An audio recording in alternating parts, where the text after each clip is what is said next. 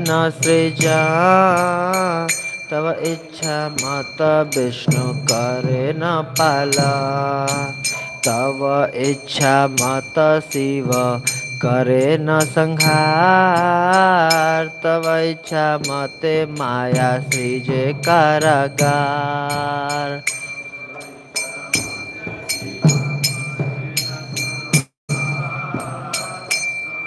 इच्छा मते माया सृजे कारागार तव इच्छा मते जीवेर जन्म मरण समृद्धि निपात दुःख सुख संघटन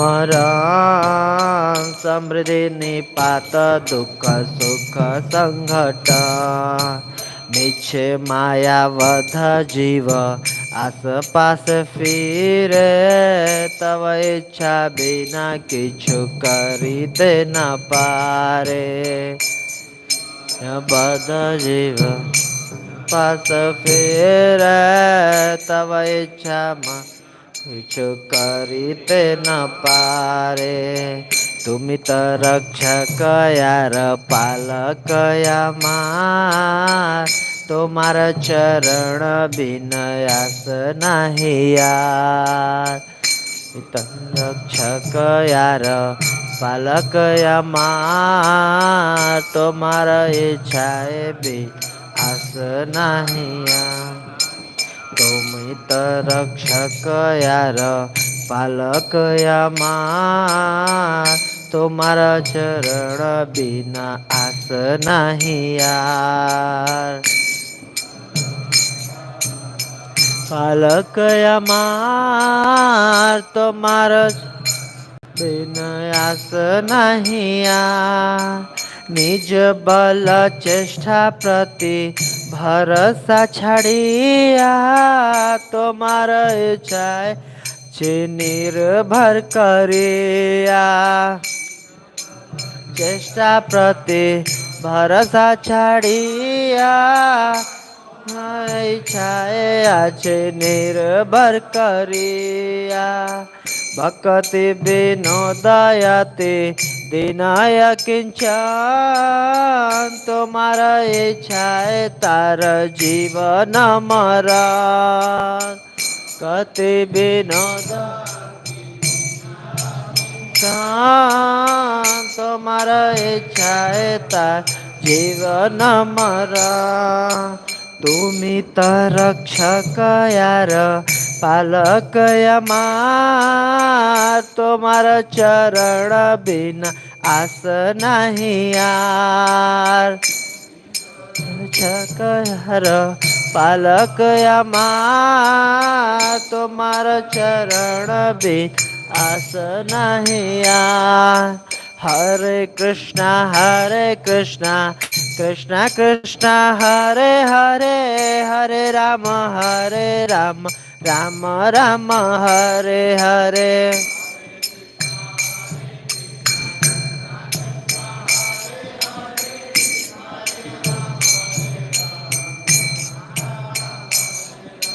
हरे Krishna Krishna Krishna Hare Hare Hare Ram Ram Ram Hare Hare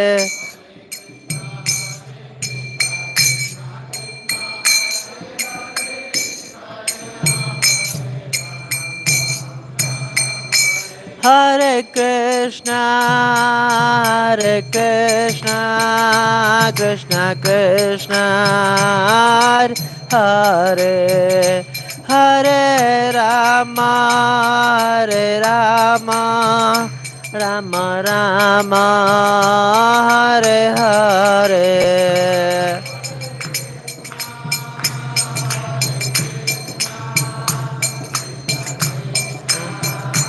Hare Hare Hare Ram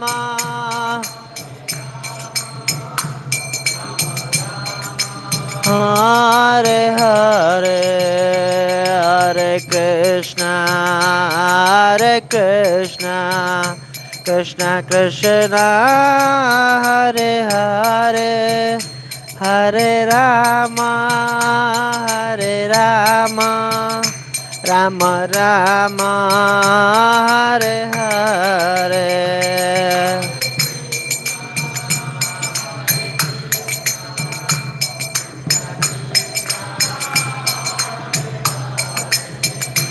Hare Rama, Hare Rama, Rama Rama, Hare Hare.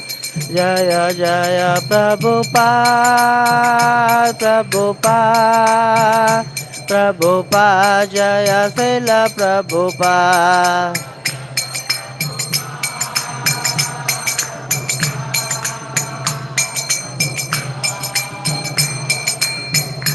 Nitai Gaur Hari Bol, Hari Bol, Hari Bol, Hari Bol.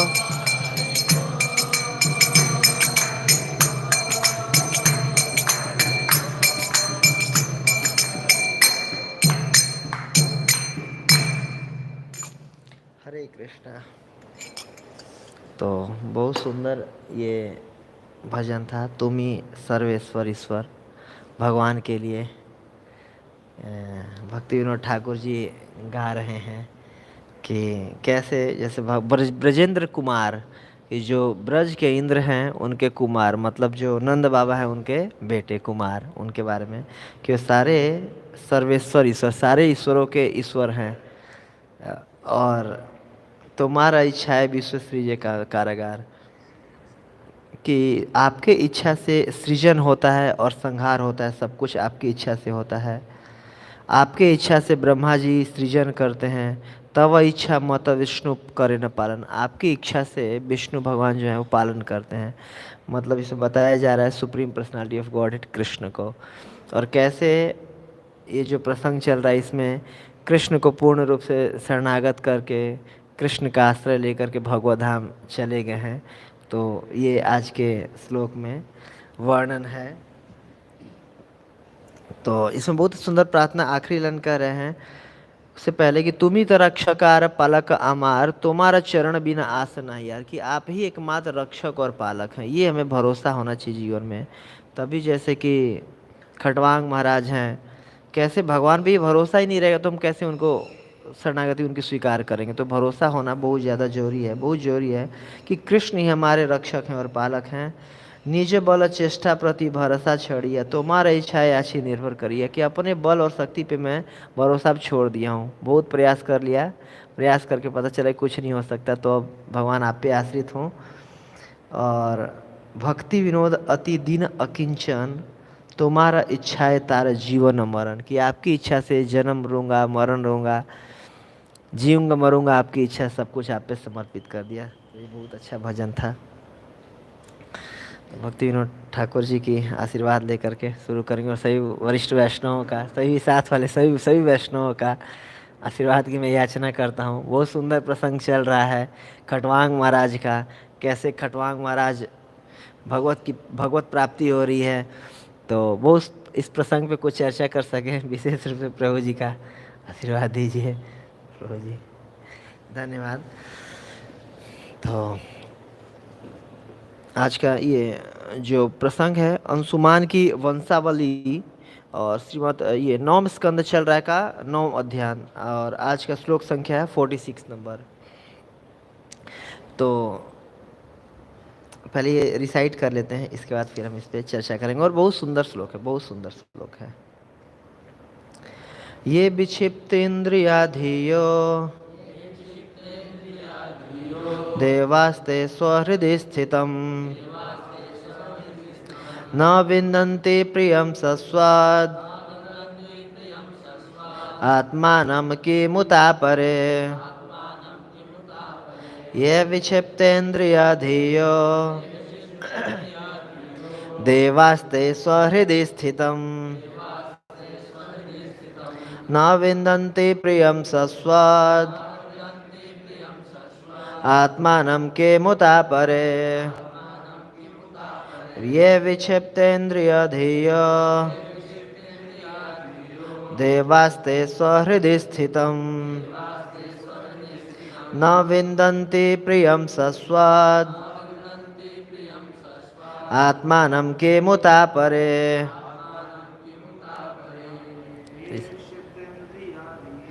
ये विक्षिप्तेन्द्रियाणि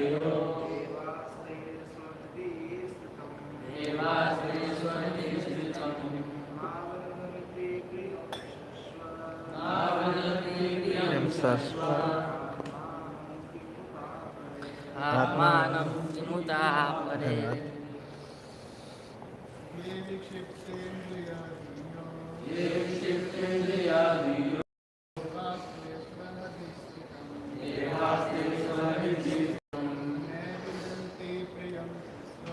न विन्दन्ति प्रियं सस्वाद्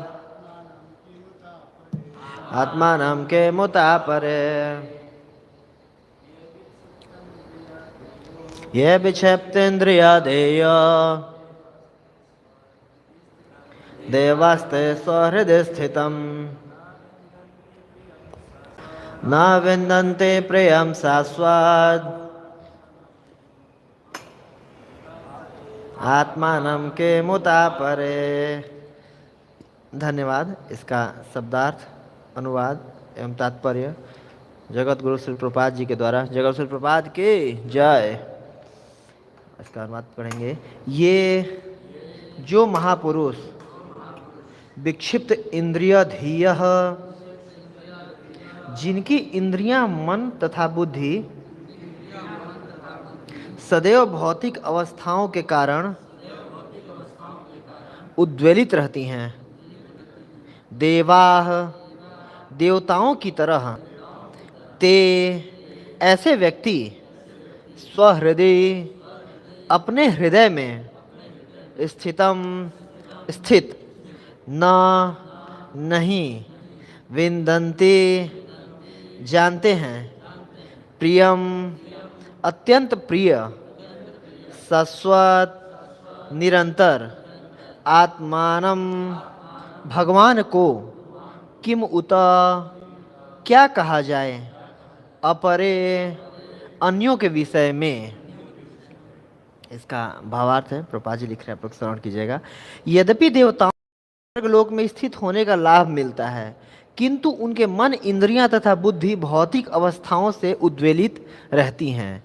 अतएव ऐसे महापुरुष भी हृदय में निरंतर स्थित भगवान का साक्षात्कार नहीं कर पाते। तो फिर अन्यों के विषय में यथा मनुष्यों के विषय में क्या कहा जाए, जिन्हें बहुत ही कम लाभ प्राप्त हैं। और इसका बहुत सुंदर प्रभुपाद जी ने तात्पर्य दिया है, श्रवण कीजिएगा, बहुत सुंदर तात्पर्य है। वस्तुतः भगवान हर एक के हृदय में सदैव स्थित रहते हैं। ईश्वर सर्वभूता नाम हृदय से अर्जुन तिष्ठति। लेकिन हम अपनी भौतिक चिंताओं के कारण जो इस भौतिक जगत में होनी ही है, भगवान को समझ नहीं पाते, यद्यपि वह हमारे सन्निकट स्थित होते हैं, बहुत निकट स्थित होते हैं। जो लोग सदैव भौतिक अवस्थाओं से विक्षुब्ध रहते हैं, उनके लिए योग विधि की संस्तुति की जाती है, जिससे वे अपने हृदय में स्थित भगवान पर अपना मन केंद्रित कर सकें। ध्यानावस्थित तद्गतेन मनसा पश्यन्ति में योगिनः। चूँकि भौतिक जगत में मन तथा इंद्रियां सदा विक्षुब्ध रहती हैं, अतएव मनुष्य को धारणा, आसन तथा ध्यान जैसी योग की विधियों से मन को शांत करके उसे भगवान में केंद्रित करना चाहिए। दूसरे शब्दों में, योग की विधि इस साक्षात्कार का भौतिक प्रयास है, जबकि भक्ति इस साक्षात्कार की आध्यात्मिक विधि है। महाराज खटवांग ने आध्यात्मिक मार्ग ग्रहण किया, अतएव उन्हें किसी भी भौतिक वस्तु में रुचि नहीं रह गई थी। भगवत गीता 18:55 में कृष्ण कहते हैं, भक्त्या माम अभिजानाति, केवल भक्ति के द्वारा मुझे जाना जा सकता है। केवल भक्ति के द्वारा परम ब्रह्म अर्थात पूर्ण पुरुषोत्तम भगवान कृष्ण को समझा जा सकता है। भगवान यह नहीं कहते कि उन्हें योगाभ्यास या दार्शनिक चिंतन के द्वारा जाना जा सकता है। भक्ति ऐसे सभी भौतिक प्रयासों से ऊपर है। अन्याभिलाषिता शून्यम ज्ञान कर्मादि अनावृतम। भक्ति शुद्ध होने के कारण ज्ञान या पुण्य कर्म से भी कलुषित नहीं होती। तो बहुत सुंदर, बहुत बहुत दिव्य प्रसंग है, और विशेष रूप से प्रभुपाद का बहुत बहुत सुंदर परपट है इसमें। तो एक बार गुरु परंपरा से प्रार्थना कर लेते हैं ताकि इस दिव्य विषय वस्तु पे कुछ चर्चा करने का प्रयास किया जा सके। तो साथ में प्रार्थना कीजिएगा। ओम अज्ञानतिमिरन्धस्य ज्ञानञ्जनाशलाकया चक्षुरुन्मीलितं येन तस्मै श्रीगुरवे नमः।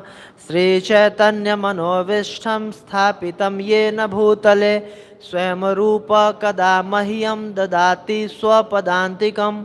वन्देऽहं श्रीगुरो श्रीयुतापदकमलं श्रीगुरून् वैष्णवांश्च श्रीरूपं साग्रजातं पर रघुनाथामितं तं सजीवं साधवैतं सावधूतं परिजनसहितं कृष्णचैतन्यदेवं श्रीराधाकृष्णपादान् सहगणललिता श्रीविशाखान्वितांश्च। हे कृष्ण करुणा सिन्धो दीनबन्धो जगत्पते गोपेश गोपिकान्तं राधाकान्तं नमस्तुते। तप्त कांचन गौरांगी श्री राधे वृंदावनेश्वरी वृषभानुसुते देवी प्रणमामि हरिप्रिये। वाञ्छाकल्पतरुभ्यश्च कृपा सिन्धुभ्येव च पतितानां पावनेभ्यो वैष्णवेभ्यो नमो नमः। कृष्ण चैतन्य प्रभु नित्यानंद श्री अद्वैत गदाधर श्रीवास आदि गौर भक्तवृंद।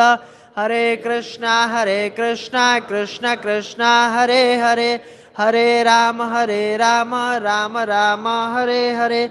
नमो ओम विष्णुपादाय कृष्ण पृष्ठाय भूतले श्रीमते भक्ति वेदांत स्वामिन इति नामिने।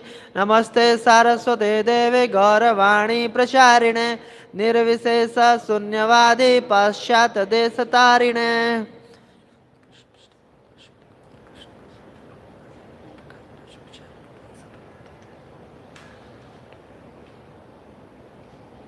मुकम करोति वाचालम पंगु लंघयेत गिरिम यत कृपा तमहम वंदे श्री गुरुंदीर तारिणम। गुरु महाराज की कृपा से गूंगा व्यक्ति भी वाचाल बन सकता है, ज़्यादा बोलने वाला बन सकता है, और लंगड़ा व्यक्ति भी पहाड़ ढाक सकता है। तो उन्हीं के आशीर्वाद से प्रयास करेंगे कुछ। और विशेष रूप से जब प्रभु जी बैठते हैं मुझे डर लगता है थोड़ा सा। प्रभु जी बहुत बारीकता से नोटिस करते हैं हर चीज़ को। बाद में फीडबैक भी लेता हूँ, मुझे कई चीज़ बताते भी, लेकिन फिर भी थोड़ा सा एक डर रहता है। नहीं प्रभु जी, तो विशेष आशीर्वाद की याचना करूँगा आपसे। तो बहुत सुंदर ये प्रसंग है अंशुमान की वंशावली।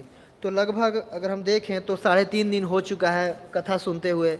परीक्षित महाराज को सुखदेव गोस्वामी कथा सुन रहे हैं, और हम देखेंगे पीछे के सारे श्लोकों में लगातार ये वंशावली का वर्णन आ रहा है कि किसके पुत्र कौन हुए, किसके पुत्र कौन हुए, किसको परशुराम जी मारने आए तो नारी कवच भी कहा जाता है उनको, नारियों ने रक्षा कर दिया, ये हुआ, तमाम चीज़ें बताई जा रही है। तो मन में प्रश्न आ सकता है कि ये सब क्यों कहा जा रहा है। भाई मरने वाले हैं, कृष्ण के बारे में बताया जाए कैसे चेतना लगाना है, और मतलब कुछ दिन और उनके पास रह गया, ये सारे राजाओं का, उनकी रानियों का, तमाम चीज़ों का वर्णन किया जा रहा है। तो मन में ऐसा प्रश्न आ सकता है। लेकिन बहुत सुंदर ये है, विशेष रूप से जो 9 स्कंध है ईसानु कथा है, इस अनु कथा की जो जो 10वां स्कंद आने वाला है आश्रय तत्व, उसके जो भी अनुगत हैं राजा, उनकी सारी कथाएं दे रखी है। तो एक तरह से ये सारा टेस्टिमोनियल है कि जो भगवान है, जो परम ब्रह्म है, जो साक्षात ब्रजेंद्र नंदन है, कृष्ण हैं, कौन कौन लोग उनकी किस किस परिस्थिति में शरण ग्रहण किए हैं, और कैसे कैसे उनका लाभ हुआ है, कैसे कैसे भगवत प्राप्ति किए हैं। तो ये ईसानु कथा है कि उन अलग अलग, जैसे कि शुरू के 14 अध्याय तक शायद इनका सूर्यवंश का वर्णन आता है, कैसे सूर्य की जो वंशावली है जो वर्णन आता है, इसमें भगवान राम का वर्णन आएगा अगले अध्याय से ही, 10वें अध्याय से। और इसके बाद फिर 13 इसमें आखिरी के 13 अध्याय तक उनका वर्णन आता है चंद्रवंश का। चंद्रवंश के वर्णन में ही आखिरी में कुछ श्लोकों में कृष्ण का वर्णन करके पार कर देते हैं वो सुखदेव गोस्वामी। तो फिर परीक्षित महाराज बोलते हैं कि नहीं थोड़ा सा रुक जाइए, मेरे को भी क्षुधा मेरी तृप्त नहीं हुई, इतने जल्दी आप आए गए, निपटा दिए कृष्ण के बारे में, थोड़ा विस्तार से कहिए। तो उनको सुन करके कितना अच्छा अच्छा से सुनना चाहते ही हैं, तो सुन करके फिर विस्तारित करते हैं और 90 अध्याय में पूरा विस्तार कर देते हैं उसको। तो वैसे ही यहाँ पर सूर्यवंश के बारे में सुनने की इन्होंने लालसा व्यक्त की थी। परीक्षित महाराज का ये प्रश्न था, उस पर पूरा ये सारी वंशावली कह दिए हैं सुखदेव गोस्वामी। तो ये बहुत जरूरी है। और कृष्ण कथा, जैसे कि कृष्ण कथा जहाँ होती है तो 3 लोगों का शुद्धिकरण होता है। 10वें स्कंद में इसका वर्णन है। एक तो प्रश्न पूछने वाला, मतलब परीक्षित महाराज का। दूसरा कथा कहने वाला, सुखदेव गोस्वामी जो कथा कह रहे हैं। और तीसरा जो हम लोग श्रोता हैं, हम तीनों का फायदा होगा। भगवान की कथा जहाँ पर भी होता है तो पूछने वाला, श्रोता और वक्ता, तीनों का फायदा होता है। जैसे कि यथापाद सलीला से था, जैसे कि भगवान ने अपने चरण से जो गंगा जल निकाल दिया उसका फायदा हो रहा है आज भी जगत को, ऐसे भगवान की कथा से फायदा हो रहा है। तो बहुत सुंदर ये ईशानु कथा में, और विशेष रूप से खटवांग महाराज की जो वर्णन आ रहा है, राजर्षि खटवांग का। ये सब राजा एक तरह से राज ऋषि हुआ करते थे। देखिए ज्यों पता चला कि कितना घड़ी शेष है जी, तो 1 घड़ी शेष है, चलो मुझे अयोध्या भेज दो। अयोध्या में आए और भगवत भक्ति करके निकल गए, मतलब भगवत धाम चले गए। तो बहुत सुंदर, मतलब, और इनका विशेष रूप से परीक्षित महाराज को उत्साहित करने के लिए, परीक्षित महाराज को उत्साह बढ़ाने के लिए सुखदेव गोस्वामी भी भागवतम में अलग अलग जगह पे ये खटवांग महाराज का उदाहरण दे रहे हैं कि अरे आपके पास तो 7 दिन अभी शेष है, उनके पास तो 1 घड़ी शेष थी और कैसे भक्ति करके भगवत धाम चले गए। तो और विशेष रूप से कि मतलब जब जागो तब सवेरा, कभी से भी अगर हम सीरियस हो गए भक्ति करने के लिए तो उसी समय से हम भक्ति करके शुरुआत करके भगवत प्राप्ति कर सकते हैं। अलग अलग उदाहरण मिलते हैं भागवतम में।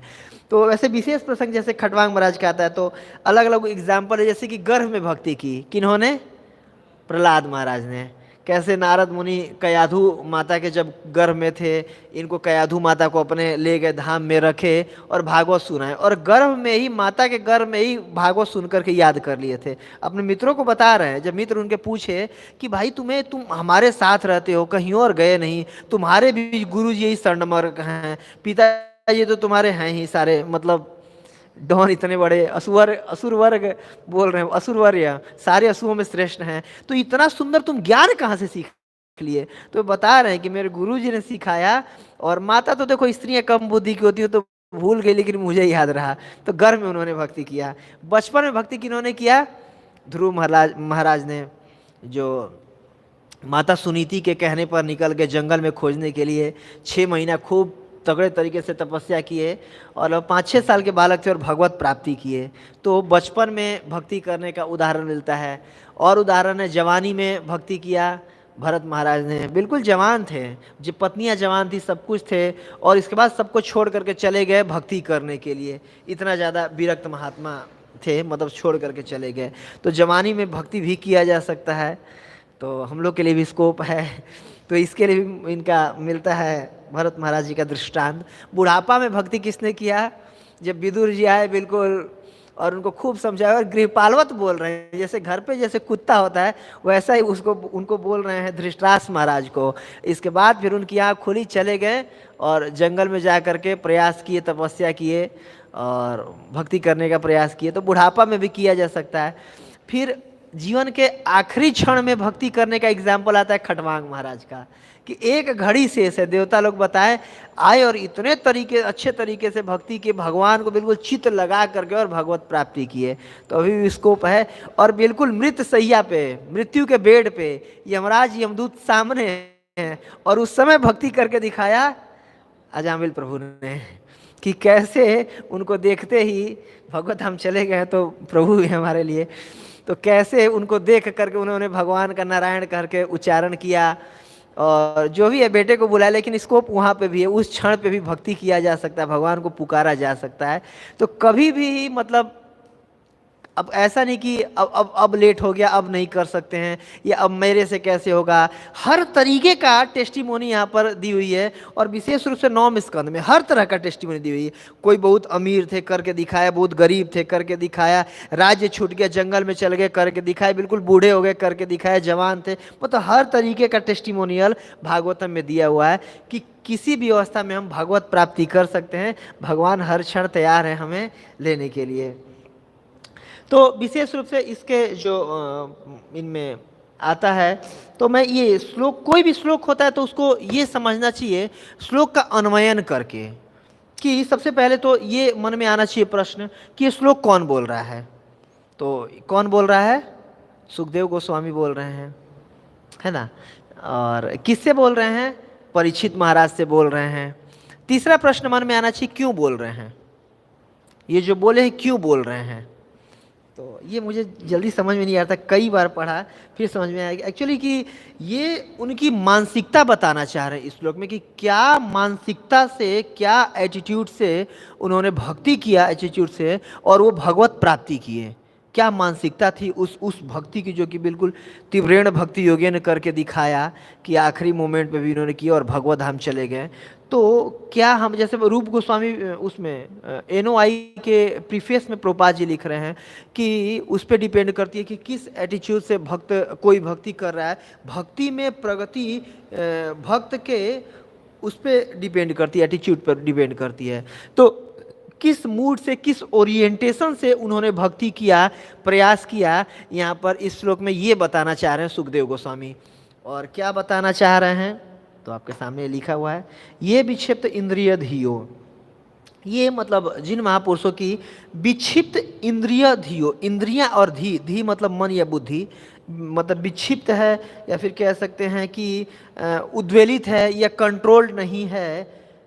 धियो देवा ते स्वहृदय स्थितम, देवताओं के भी यहाँ पर एग्जाम्पल दे रहे हैं, स्वहृदय स्थितम, वो भी जो उनके स्व अपने हृदय में स्थित हैं, न बिंदयंती, जान नहीं पाते हैं, किसको? न बिंदयंती प्रियम शाश्वत आत्मानम, कि जो भगवान हैं, सबके प्रिय हैं और बिल्कुल हृदय में स्थित रहते हैं, देवता तक उनको नहीं जान पाते हैं। क्यों? उनकी इंद्रियां तथा मन विक्षिप्त रहते हैं।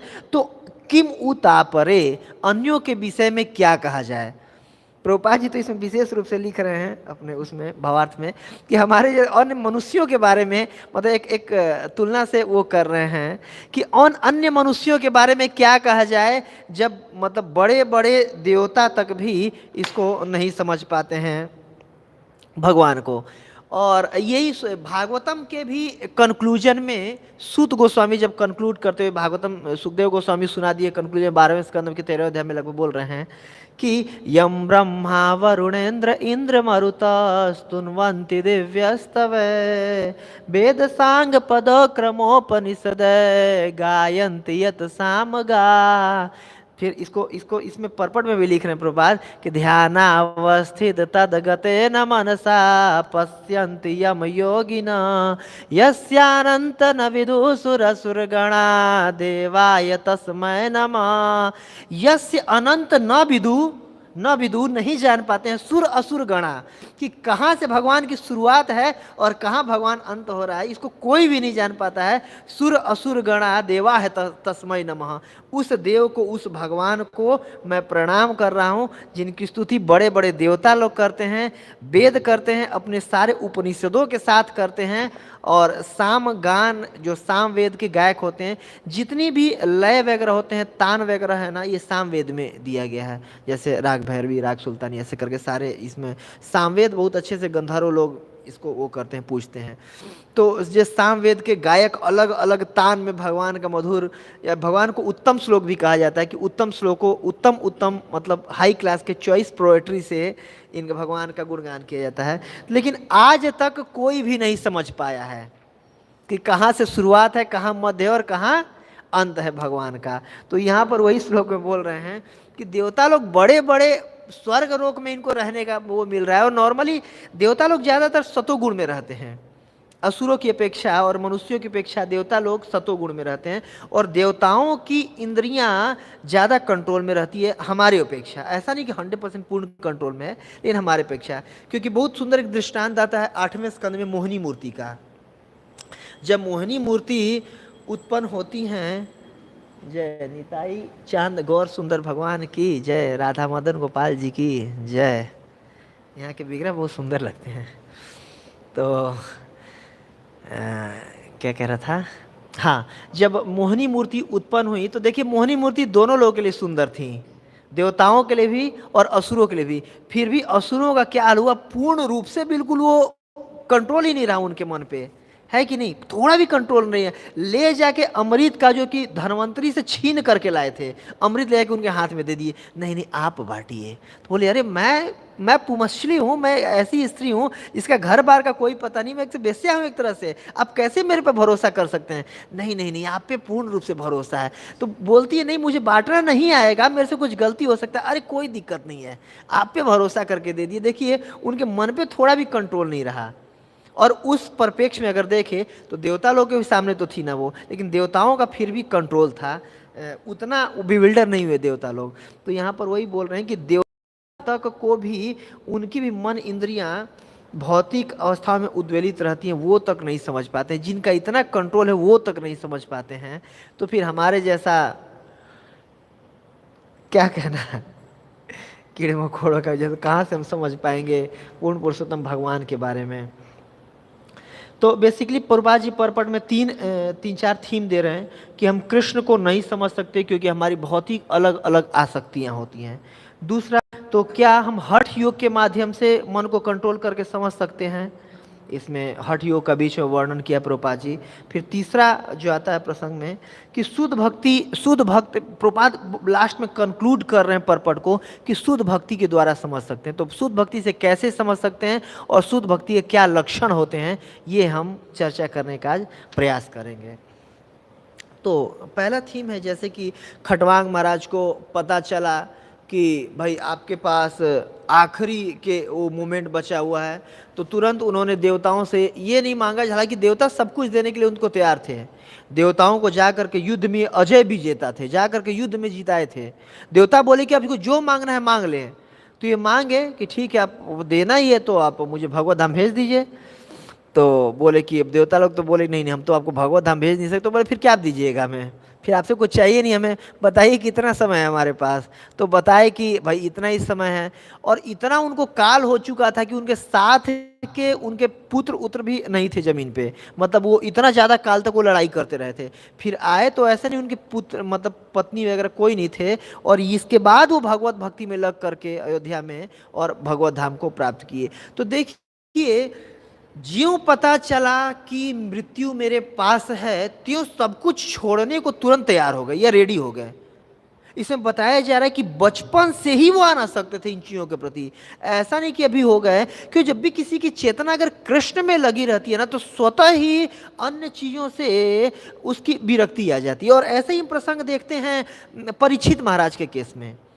उनको जब पता चला कि ब्राह्मण श्रृंगी ने उनको वो श्राप दे दिया है, तो उसी समय जो विशेष रूप से सुखदेव गोस्वामी उनके लिए वर्णन कर रहे हैं प्रथम स्कंद में भागवतम में कि आत्मजाया सुतागारा पशु द्रविण बंधुसो राज्य च विकलम नित्यम विरूढ़ा ममताम जहु, कि ज्यों पता चला उसी तत्क्षण आत्मजाया सुतागारा, आत्म मतलब अपना शरीर, जाया पत्नी, पत्नी सबको प्रिय होती है और इन बड़े बड़े राजाओं की कितनी सुंदर पत्नियां होंगी और कितनी पत्नियां होंगी, बाप रे बाप।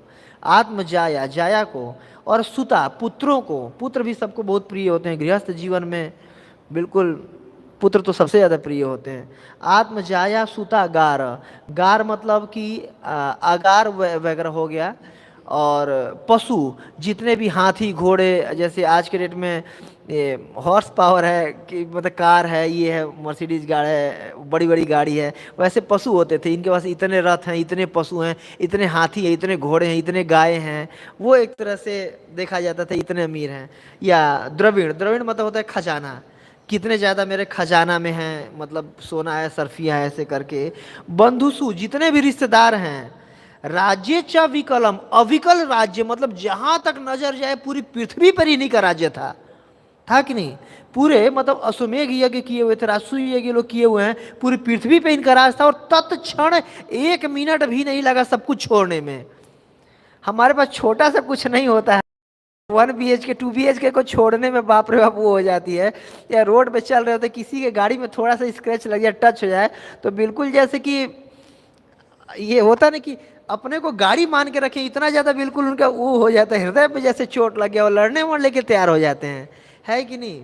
कितना ज़्यादा। हम एक एग्जाम्पल वो पढ़ते हैं कि कौन थे, पोंटी चड्ढा मोंटी चड्ढा, दोनों मतलब एक प्रॉपर्टी के लिए 7 करोड़ की प्रॉपर्टी थी और उसके लिए एक दूसरे को गोली मार के मर गए, जबकि लगभग 7,000 करोड़ की प्रॉपर्टी उनके पास पहले से थी। देखिए क्या इतना ज़्यादा हम आसक्त रहते हैं छोटी छोटी प्रॉपर्टीज़ के लिए, गाड़ी के लिए, बच्चे पत्नी के लिए तो खैर कहा ही नहीं जा सकता, उनके लिए तो सब होते हैं मतलब। लेकिन जो बोल रहे ना, राज्य च विकलम नित्यम विरूढ़ाम ममताम जहु, कृष्ण में जिनकी अगर चेतना लगी, भक्ति में जिसकी अगर चेतना लगी रहे ना, तो आसानी से भगवत भक्ति के प्रभाव से, भगवत चेतना के प्रभाव से हम इनको आसानी से छोड़ सकते हैं, जैसा परीक्षित महाराज ने छोड़ के दिखाया। और यहाँ पर खड़वांग महाराज आए तो ये नहीं किए कि अपने राज्य को बांटूं, बेटों में बांटूं, पत्नियों में बांटूं और इनको करूं, मंत्री को पढ़ूं, नहीं, जिसको करना है करेगा। ऐसे भी कृष्ण चला रहे हैं, भगवान राज्य चला रहे हैं, और पिछले श्लोक में दिया हुआ है कि भगवान सब कुछ का संचालन कर रहे हैं, उनको पहले से पता था, भगवान सब कुछ का पालन कर रहे हैं, भगवान नियंता है, भगवान सब कुछ का कंट्रोलर है, पहले से उनको पता था और बचपन से ही इन चीज़ों में आसक्त नहीं थे। तो अब का क्या कहना, तो तुरंत ही ये सब छोड़ पाए। क्यों? क्योंकि भगवान में आसक्त थे, ऐसे नहीं छोड़ती हैं। तो हम देखते हैं कि नॉर्मली, और ये भी पूरा भागवतम इसको वर्णन कर रहा है कहीं भी, कि जैसे अलग अलग जगहों पर अलग अलग प्रसंग आता है कि कैसे कैसे इन चीज़ों में आसक्ति रहती है। और अगर देखा जाए तो यहाँ पर वही वर्णन किया जा रहा है कि हमारी ही नहीं, बड़े बड़े देवताओं तक की आसक्ति रहती है इन चीज़ों में, अपनी पत्नी में, अपने बच्चों में, अपने राज्य में, बड़े बड़े देवताओं तक की। और बड़े बड़े देवता, इंद्र की क्या बात कहा जाए, जैसे कि हमारे अभी प्रसंग में चल रहा है पृथु महाराज का प्रसंग, तो इंद्र क्या किए, वो शतक मतलब 180 मेघ ये करने वाले थे, तो बार बार आकर के घोड़ा चुरा ले रहे थे, बार बार अलग अलग वेश धारण करके घोड़ा चुरा रहे थे। मतलब उनको भी अपने गद्दी का वो था, मतलब सोचिए कुर्सी की मार धरती पे ही नहीं है, कुर्सी की लड़ाई मतलब बहुत इंद्र तक जैसे पोस्ट तक के लिए है कि वो डर रहे थे कि मेरी कुर्सी ना चले जाए, 100 अश्वमेध यज्ञ कर लेंगे तो इनको इंद्र का पोस्ट मिल जाएगा, ऐसे ऐसे। और कई बार, या फिर देखिए खटवांग महाराज की, इसमें खटवांग महाराज असुरों के खिलाफ जाकर के युद्ध किए इंद्र के कहने पर, किए ना। इसका मतलब कि बड़े बड़े देवता लोग भी परेशान रहते हैं असुरों से या दानवों से, या फिर और भी जो भी ऐसे अवांछित तत्व हैं उनको भी परेशान करते हैं। तो हमारी कहाई क्या जाए, ऐसा नहीं कि हम बहुत अच्छा कर लेंगे तो स्वर्ग में चले जाएंगे तो वहाँ बहुत अच्छे हो जाएंगे। ठीक है, हमारी कैटेगरी से वहाँ की कैटेगरी अच्छी है, वहाँ का भोग ऐश्वर्य अच्छा है, लेकिन ऐसा नहीं कि वहाँ पर सब शांति शांति है। भगवान स्वयं बोल रहे हैं, ब्रह्म भुवनारों का पुनरावर्तिनो अर्जुन, वहाँ भी जाएंगे तो फिर नीचे आना पड़ेगा, नीचे गिरना पड़ेगा, और वहाँ भी पोस्ट पोजीशन के लिए आपस में द्वेष है। वो भागवत में दिखता ही है अलग अलग, जैसे कि कैसे हैं जो बुध नहीं सोमदेव अपनी गुरु की पत्नी को ही वो कर लेते हैं, चुरा लेते हैं, तारा को ही रख लेते हैं, कहने पे भी गुरु को नहीं देते हैं, फिर इंद्र लोग आकर के सब कुछ में झगड़ा करते हैं। और ये सब जो है वहाँ पर भी उनकी मन विचलित है, वहाँ पर भी राग द्वेष से मुक्त नहीं है। उसका कई एग्जाम्पल भागवतम में मिलता है। अगर जैसे नॉर्मली बाहर के कर्मकांड की अगर दुनिया में देखें तो ये हमारी जीवन की सिद्धियां ही है, इन देवताओं को प्राप्त करना, या देवताओं को तो छोड़ दिए, इन देवताओं की कृपा को प्राप्त करना। और यहाँ पर ये सारे देवता इनको देने को रेडी हैं कि आपको क्या चाहिए, बोले आप क्या दे ही सकते हैं। जैसे कि प्रहलाद महाराज से भगवान बोल रहे हैं, नरसिंह देव भगवान की, जो आपको मांगना है मांग लीजिए। बोले क्या मांगूं, मेरे पिताजी के पास क्या नहीं था, और अभी मेरे सामने दलिता हिरण्यकशिपु तनुभृंगम, हम पढ़ते हैं गाते हैं ना, दलिता मतलब दलन कर दिया, कैसे, तनुभृंगम, भृंग मतलब होता है मच्छर, मच्छर के जैसे पकड़ के जैसे रगड़ देते हैं ना, वैसे आपने मेरे पिताजी को वो कर दिया, जबकि सारे देवता लोग इनसे डरते थे।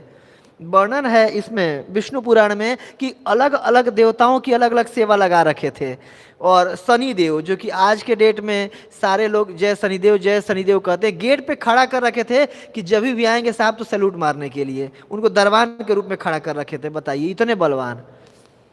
और फिर वो कह रहे हैं तो मुझे आपसे कुछ नहीं चाहिए। तो वैसे इस पोजीशन पे भी जा कर के ऐसा नहीं हमारा चित्त शांत रहता है, या ऐसा नहीं कि बिल्कुल हम वो रहते हैं और शुद्ध भक्त रहते हैं।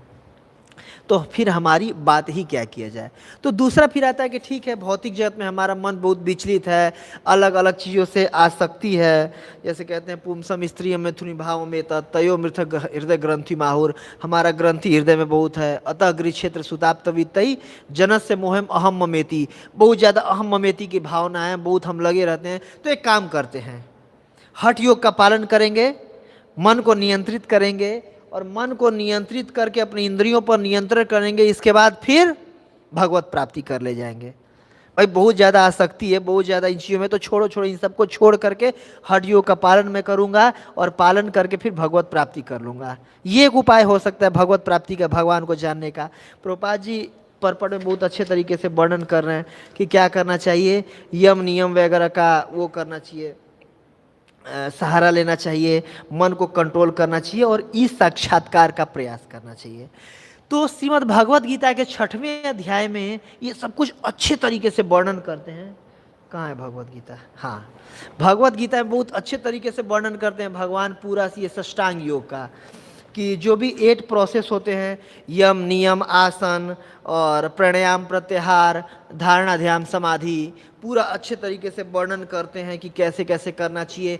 एकांत स्थान में पहले हमें जाना चाहिए, घर परिवार में लगेंगे तो करकट मचा रहेगा, हाय है मचा रहेगा, तो चलो जी एकांत में चले गए और कुसा का वो बिछा लिए और उसके ऊपर कुछ मुलायम भी बिछा लिए, हिरण का वो छाल बिछा लिए, और आसन बहुत ज़्यादा ऊंचा भी नहीं होना चाहिए, नीचे भी नहीं होना चाहिए। इसके बाद नाक के अग्र भाग पर ऐसे करके जो भी होता हो, किया तो नहीं हूँ मैं, ध्यान लगाने का प्रयास करना चाहिए। यम क्या करना है क्या नहीं करना है, अच्छे से आसन में बैठ करके। इसके बाद रेचक कुंभक वगैरह जो प्रक्रियाएं होती हैं, बाहर से सांस नहीं लेना है, अंदर ही अंदर प्राण को अपान में, अपान को प्राण में घुमाते रहिए। इसके बाद फिर धारण कीजिए एक चीज़ को, बिल्कुल धारण का हमें उसमें बताया गया था भक्ति शास्त्री में कि किसी भी एक चीज़ पे अगर 12 सेकेंड के लिए मन ध्यान वो टिका ले रहे हैं तो उसको धारण बोलते हैं। और उसके ऊपर होती है धारणा धारण ध्यान समाधि। ध्यान मतलब 12 × 12 सेकेंड, अगर किसी भी एक चीज़ पर अगर कंसंट्रेट कर रहे हैं, इधर उधर नहीं जा रहे मन, तो उसको धारण बोलते हैं। और समाधि 12 × 12 × 12 सेकेंड के लिए अगर किसी भी एक चीज़ पे मन को फोकस कर लिए, अविचलित नहीं हो रहा, तो उसको समाधि की स्थिति कहते हैं।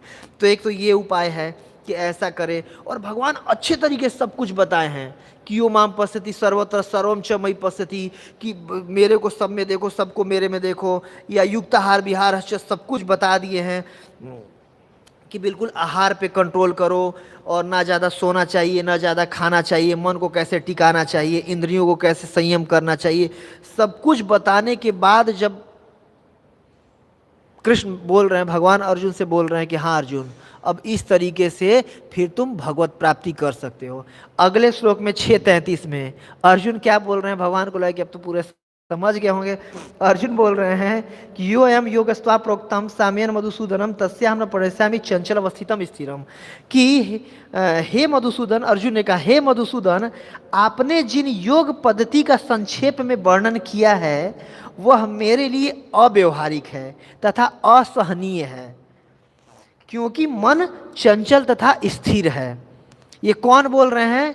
अर्जुन बोल रहे हैं। सब कुछ कृष्ण को समझाने के बाद अर्जुन बोल रहे हैं कि भाई मेरे बस की नहीं, हाथ खड़ा कर दे रहे हैं। जबकि अर्जुन कौन थे? यही इंद्र को जब वो दानव लोग, असुर लोग परेशान किए थे तो उनको बुलाए थे अर्जुन को लड़ने के लिए इंद्र की तरफ से, और वहाँ गए थे तो कौन, शायद उर्वशी, हाँ उर्वशी ने उनको प्रपोजल किया था कि आइए चलते हैं, साथ में रहेंगे। तो अर्जुन उनको, मतलब अकेले में वहाँ पर उर्वशी आई थी, कोई देखने वाला भी नहीं था, फिर भी अर्जुन क्या बोल रहे हैं कि अरे आप तो मेरी माता के समान हैं। क्यों? इन्हीं के वंश, जैसे चंद्रवंश में आते हैं पुरुरवा, इन्हीं के होते हैं ना, और क्योंकि पुरुरवा की ये पत्नी थी तो आप तो मेरी माता के समान है। देखिए मतलब स्वर्ग की सबसे टॉप मोस्ट जो हैं अप्सरा उर्वशी मतलब एक तरह से स्वर्ग की भी नहीं है। अप्सराओं की उत्पत्ति ऐसे समुद्र मंथन से हुआ था, लेकिन ये जो विशेष उर्वशी हैं, भगवान ने अपनी जंघा से नर नारायण उत्पन्न करके दिया था। कितनी सुंदर, मतलब हमें तो कल्पना भी हम नहीं कर सकते कितना सुंदर, मतलब उसका। और उनको भी देख करके मध्य रात्रि में भी अपने इंद्रियों पर इतना कंट्रोल था कि मना कर दिए कि भाई आप तो मेरी माता के समान हैं, प्रणाम कर रहे हैं उनको। और वो क्या बोल रहे हैं, वैसे जैसा व्यक्ति भी ये चीज़ बोल रहा है भगवान को कि जो भगवान आप जो बोल रहे हैं ना, मेरे लिए अव्यवहारिक तथा असहनीय है। और अगला तर्क दे रहे हैं, चंचलम ही मन कृष्ण प्रमादि बलवदृढ़म तस्याम निग्रहम मने वायु रूस दुष्करम, कि इससे अच्छा है कि मैं आंधी को, वायु को कंट्रोल कर सकता हूँ। वो अर्जुन जो वायु कंट्रोल कर सकते थे, उर्वशी जैसे लेडी को माता कह सकते थे, मना कर सकते थे, वो कह रहे हैं कि योग योग अभ्यास वगैरह हमसे नहीं हो सकता है। तो जो हमारे लिए तो फिर कहना ही क्या, हमारे जैसे कठपुतली लोगों के लिए तो मतलब हमसे तो कहाँ ही कुछ हो सकता है। जब अर्जुन मना कर रहे हैं कि हठ योग का मैं पालन नहीं कर सकता हूँ, इंद्रियों का निग्रह या मन को वो करना, चंचल इतना मन है नहीं कर सकते, तो फिर हमारी कहना ही क्या जाए। तो यहाँ पर विशेष रूप से जो हठ योग है ना, हठ योग मतलब कि प्रभुपाद जिसमें बता रहे हैं परपट में कि भौतिक विधि है भगवत साक्षात्कार करने का। विधि है, मना नहीं किया जा रहा है, लेकिन भौतिक विधि है और बहुत टफ है, ये आसान नहीं है। ये जैसे वैसा है कि उदाहरण एक ले सकते हैं कि मान लीजिए कोई बच्चा मेला देखने गया, दशहरा में जैसे हमारे यहाँ मेला लगता है, तो मेला देखने गया कोई बच्चा, तो बच्चा क्या किया, पापा जी अपना उंगली पकड़ाए हुए हैं और बच्चा होता है ना कि छोटे बच्चे ऐसे उंगली पकड़ के चल रहे होते हैं। तो हठ योग कैसा है, जैसे छोटा बच्चा पिताजी का उंगली पकड़ा हुआ है, उसमें बच्चे का अपना रिस्क है। कुछ मन किया खिलौना देखने के लिए तो बच्चा खिलौना की तरफ हाथ छोड़ के चला जाता है, या कुछ और अच्छा लग गया तो पिताजी का हाथ उंगली छोड़ करके कुछ और देखने लग जाता है, उसमें भटकने का खोने का ज़्यादा चांस है। और दूसरा केस है, जैसे जब बच्चा चंचल रहता है कोई ना, तो पिताजी हाथ पकड़ के रखते हैं बच्चे का। एक में है तो पिता बच्चा उंगली पकड़ा हुआ है, वो हठ योग है, अपने रिस्क पे हम करेंगे। बच्चा के जो भी मतलब कि कहीं भटकू नहीं, ऐसे भटकने का चांस है, लेकिन अगर पिताजी हाथ पकड़े रहेंगे बच्चे का तो देखेंगे अच्छा पापा ये खिलौना चाहिए, उधर मत देख, लेके आगे चलते रहेंगे। पापा पापा मिठाई खाना, अभी नहीं खाना है, पापा हाथ तेजी से पकड़े रहेंगे, छुड़ाने का चांस ही नहीं है, बच्चे का इतना ताकत ही नहीं है। वैसा ये भक्ति योग का प्रोसेस है। भक्ति योग का प्रोसेस में भगवान कमांड अपने हाथ में लिए रहते हैं, अपने मतलब कि विशेष रूप से मैं कृपा करके, मैं दया करके तुम्हारे ऊपर कृपा करके तुम्हें भक्ति प्रदान करूंगा और तुम्हें भगवत धाम लेके जाऊंगा। उससे पोजीशन होता है। कैसे भगवत गीता में इसका वर्णन किया गया है, जो चतुश्लोकी गीता है, भगवान विशेष रूप से यही चीज बता रहे हैं। 8, 9, 10, 11 क्या बता रहे हैं 8 में कि ये भक्ति का वो है, क्या सोच के हमें भक्ति करना चाहिए, क्या एटीट्यूड होना चाहिए। जैसे 2 श्लोक पहले इसमें भी वर्णन सेम आ रहा है कि भगवान को सोचने की सब कर्णों के कारण हैं, कर्ता भगवान है, असली पालक भगवान है और उन्हीं की शक्ति से सब कुछ हो रहा है। तो यहाँ पर 10:8 में जैसे अहम सर्वस्य प्रभव मत्त सर्वम प्रवर्तते इति मत्वा भजन्ते माम बुधा भाव समन्विता, कि मेरे को ही सब कुछ मान करके मैं ही कंट्रोलर हूँ, मेरे से सब कुछ कंट्रोल हो रहा है, सृजन हो रहा है, संहार हो रहा है। और इति मत्वा भजन्ते माम, ये सोच के जो मेरे भजन में लगा है, बुधा भाव समन्विता।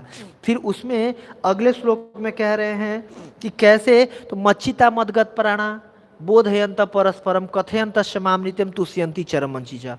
जब ऐसे करके अगर भक्ति में लगेंगे तो तुष्यंती और रमंती, शुद्ध भक्ति अगर करेंगे भगवान को ये समझ के कि भगवान क्रिएटर हैं, डिस्ट्रॉयर हैं, भगवान बहुत सुंदर हैं, भगवान सारा सृजन किए हैं, भगवान सबका विनाश करते हैं, और भगवान की कथाओं में करेंगे तो तुष्यंती और रमंती, मतलब आनंद की प्राप्ति होगा और संतुष्ट भी होंगे। फिर जो भक्ति में लगे रहेंगे तो भगवान अपने ऊपर बात को ले लेते हैं। क्या कहते हैं कि तेसाम, तेसाम मतलब ये जो 2 कैटेगरी है, तेसाम सतत युक्ता नाम भजताम प्रीतिपूर्वकम, प्रीतिपूर्वकम ददामी बुद्धि योगम तम ये नाम उपयंती थे। ददामी बुद्धि योगम, तो जो भी भजन में लगा रहता है, ददामी बुद्धि योगम, मैं देता हूँ। प्रभुपाद जी से बोल रहे हैं ना, भक्त्या मां भी जानते, कि भक्ति से मेरे को जाना जा सकता है। योगाभ्याम अभिजानते, ज्ञानाभ्याम अभिजानते, सष्टांग योगाभ्याम अभिजानते, ये सब भगवान नहीं बोले हैं, स्पष्ट रूप से बोलते हैं कि भक्त्या माम अभिजानते, भक्ति से मुझे जाना जा सकता है। वही ये बोल रहे हैं कि ददामी आमी, मतलब मैं ददामी बुद्धि योगम तम ये माम उपयंती थे, मैं उसको बुद्धि दूंगा जिससे वो मेरे पास आ सके, अगर कोई मेरा भक्ति में लगा रहता है तो कोई कह सकता है कि भक्ति में जैसे कि लगे हुए हैं और उतना हमारे पास अपना बल नहीं है कि हम कर सकते हैं। जैसे वो जो छोटा बच्चा है हाथ छुड़ा भी सकता है, कोई और चीज़ पसंद आ जाए, तो भगवान अगले श्लोक में नहीं बोलते कि नहीं मैं हाथ पकड़ा हूँ कैसे छुड़ा लेगा। क्या कह रहे हैं कि तेसा में अनुकम पार्थ हम अज्ञान जमतमा, कि नास्यामी अंत भावस्थो ज्ञान दीपेन भास्वतः, कि मैं उसके हृदय में अवस्थित रह करके ज्ञान का दीपक जला करके जो अज्ञानता का तिमिर है, अंधकार है, उसको मैं नास्यामी, नाश कर देता हूँ। आमी अपने ऊपर भगवान ले रहे हैं ज्ञान दीपेन भास्वता, कि मैं उसके हृदय में हूँ और मैं उसके अंधकार को समाप्त करके मैं ज्ञान का प्रकाश देकर उसको भक्ति दे करके अपने बारे में बता दूंगा और अपनी प्राप्ति करा दूंगा।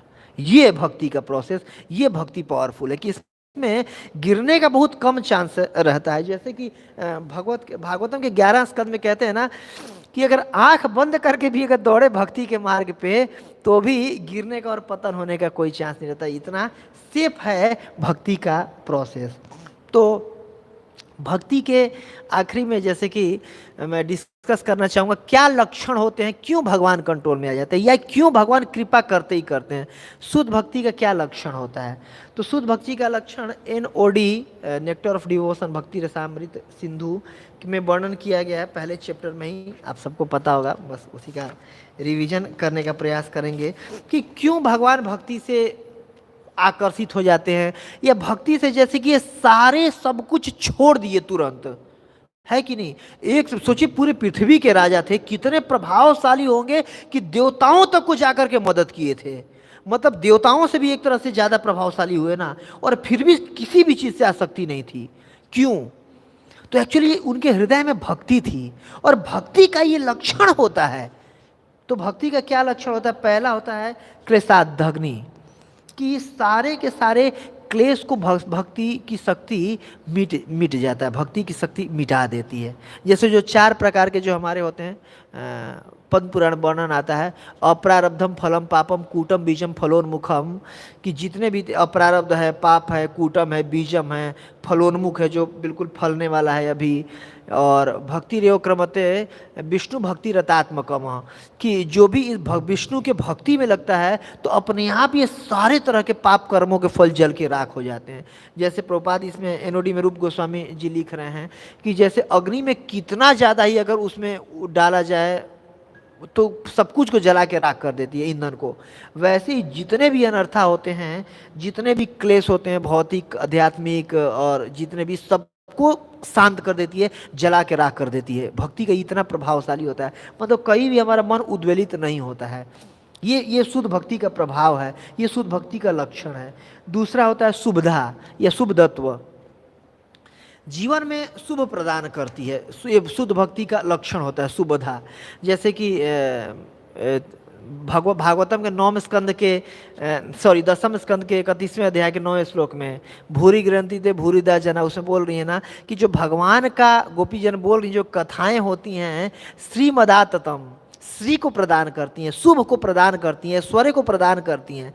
जब हम भक्ति में लगते हैं ना तो अपने आप ही हमारे जीवन में सब कुछ शुभ होने लगता है, सारा का सारा अशुभ नष्ट हो जाता है। ये शुद्ध भक्ति का लक्षण है, ये शुद्ध भक्ति का प्रभाव है। तीसरा आता है सुख प्रदत्व। एक होता है कि दुख हटाना, दुख को शांत करना, ये दुख का निवारण। और दूसरा जैसे भौतिक जगत में तो हम लोग सुख का पता ही नहीं होता है कि हमें सुख है क्या, दुख नहीं है उसी को सुख मान लेते हैं। प्रभुपाद यही कहते हैं, प्रभुपाद जी अपने अक्सर प्रवचन में कहते हैं कि इन दिस मटेरियल वर्ल्ड हमें पता ही नहीं कि सुख है क्या, दुख नहीं होने को ही हम सुख मान लेते हैं। लेकिन सुख अलग चीज होता है। सुख जैसे शुद्ध भक्ति से आनंदम बुद्धिवर्धनम, आनंद आता है, सुखम कर्तुम अव्ययम। 9वें स्कंद में बताया गया ना दूसरे श्लोक में 9.2 में भगवद गीता में, कि भक्ति करते करते अपने आप में सुख देती है, प्लस सुख समय के साथ बढ़ता ही जाता है। ये शुद्ध भक्ति का लक्षण है। क्या है? सुखदा या सुख प्रदत्व, सुख प्रदान करती है भक्ति, सारा कलेश नाश करती है, शुभ जीवन में लाती है और सुख प्रदान करती है। मतलब करते करते ही भक्ति को अच्छा लगता रहता है। और चौथा जो शुद्ध भक्ति का लक्षण है सुदुर्लभा, शुद्ध भक्ति सुदुर्लभ होती है। इसमें NOD में लिख रहे हैं प्रभुपाद जी अपने तात्पर्य में कि भगवान कुछ भी किसी को दे देते हैं, शुद्ध भक्ति जल्दी नहीं देते हैं। क्यों? शुद्ध भक्ति भगवान अगर किसी को दे देंगे तो भगवान उनके हाथों की कठपुतली हो जाएंगे। भक्त वत्सलता तो भगवान है ही, किसी पे भी भगवान का नॉर्मल गुण है, भक्त वत्सल हो जाते हैं। लेकिन शुद्ध भक्तों के लिए सुखदेव गोस्वामी भागवतम के 10वें स्कंद के 6वें अध्याय में वो करें भक्त वत्सिता, भक्त के वश में हो जाना पड़ता है भगवान को, जिनके पास शुद्ध भक्ति भगवान जिनको दिए रहते हैं। भक्त वशिता, भक्त वत्सलता नहीं, करुणा नहीं करते हैं, उनके बस में हो जाते हैं। जैसे कि नंद महाराज मंगाते हैं कि हाँ भाई कृष्ण मेरे खड़ाऊ लेके आओ, गायत्री का टाइम हो गया, पैर धोने का टाइम हो गया, खड़ाऊ लेके आओ। तो क्या करते हैं कृष्ण, उनके खड़ाऊ को अपने सर पे रख करके उठा करके, बहुत भारी है, पहले जानू भ्याम च पाणी भ्याम, अपने हाथ ऐसे ऐसे करके दिखाते हैं कि हाँ मैं बड़ा हो गया हूँ, बल हो गया है, पैर दिखाते हैं। इसके बाद उनके खड़ाऊ को सर पे टांग करके लेके आते हैं। तो वहाँ पर सुखदेव गोस्वामी बोल रहे हैं भक्त वशिता, अपने भक्त के वश में है, दिखा रहे जैसे कठपुतली होती है, उसको अपना कोई सेंस नहीं होता, जैसे नचाया जाए वैसे नाचती है, वैसे भगवान शुद्ध भक्ति के बस में हो जाते हैं। भक्ति इसलिए शुद्ध दुर्लभ है, भगवान सब कुछ देते हैं, शुद्ध भक्ति नहीं देते हैं। क्यों? भगवान कंट्रोल में हो जाएंगे उस भक्त का जिसके पास शुद्ध भक्ति होती है। तो इसलिए भक्ति क्या है? सुदुर्लभा। जो पांचवा भक्ति का लक्षण है मोक्ष लघुता, मोक्ष जैसी चीज भी लघु प्रतीत होने लगती है। तो यहाँ पर भौतिक जगत का ऐश्वर्य या पृथ्वी का ऐश्वर्य और स्वर्ग का ऐश्वर्य का तो कहना ही क्या, क्योंकि जो खटवांग महाराज हैं उनके हृदय में बचपन से ही शुद्ध भक्ति थी, इसीलिए वो भक्ति का लक्षण होता है मोक्ष लघुता। मोक्ष मतलब कि जैसे तीन तरह का, इसमें पर्पण में प्रभुपाद जी लिख रहे हैं फर्स्ट चैप्टर में ही एनओडी के, कि तीन तरह का, जैसे कि एक तो होता है कि जड़ानंद या फिर भौतिक जगत का जो भी आनंद है, पृथ्वी का आनंद या स्वर्ग लोकों का आनंद या स्वर्ग लोकों के जन अलग तपलोक जो ऊपर के लोकों में है उनका आनंद। एक तो ये आनंद की डिग्री हुई। दूसरा जो आनंद होता है मोक्ष का आनंद।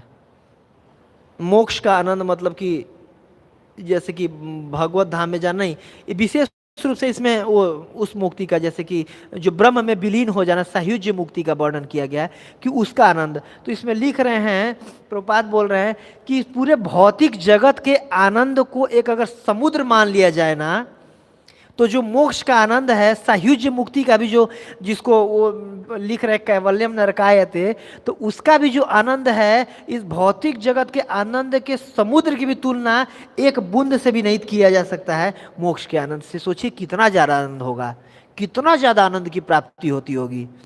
और उस आनंद को मोक्ष लघुता, जो भक्ति के आनंद के आगे वो मोक्ष का आनंद लघु प्रतीत होता है, मतलब बिना, मतलब कोई महत्वहीन प्रतीत होता है। सुखदेव गोस्वामी लिख रहे हैं। अभी तो खैर हमें तो कल्पना ही नहीं हम कर सकते हैं कि शुद्ध भक्ति का वो क्या आनंद होता होगा।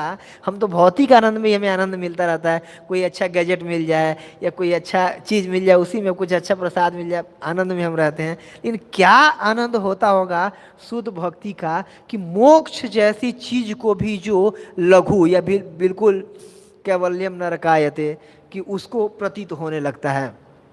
तो इसमें लिख रहे हैं सुखदेव गोस्वामी, प्रभुपाद जी अपने पर्पट में एनओडी के इसी में, कि जो अगर पूरे मोक्ष के या फिर सायुज्य मुक्ति के या कैवल्य मुक्ति के या ब्रह्म ज्योति का आनंद के समुद्र की भी तुलना शुद्ध भक्ति के एक ड्रॉप से भी नहीं किया जा सकता है।